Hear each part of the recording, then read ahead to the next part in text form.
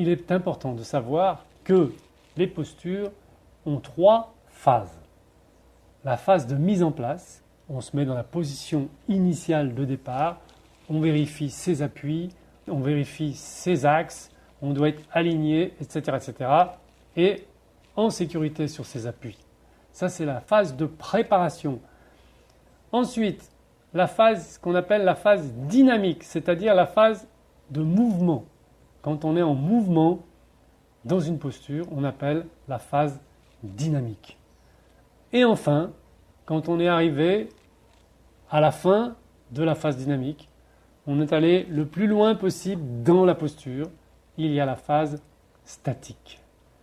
Et la phase statique, je ne vais pas vous les montrer en démonstration parce que ça serait trop long et ce n'est pas du tout nécessaire de me voir en phase statique. Donc je montrerai que les phases de préparation et les phases dynamiques.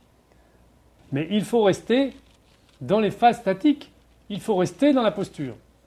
La phase dynamique est très importante et la phase statique aussi. Alors on reste combien de temps? On reste le temps que l'on peut, le temps que c'est confortable, tenable, on reste.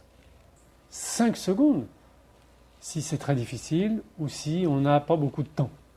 On peut rester 5 secondes, 10 secondes, mais on peut aussi rester 1 minute, 2 minutes. Si on va travailler dans des ashrams, eh bien, certains maîtres vont nous donner une posture à pratiquer, précisément cette posture, et ils peuvent vous demander de rester 20 minutes dans la posture, et même plus.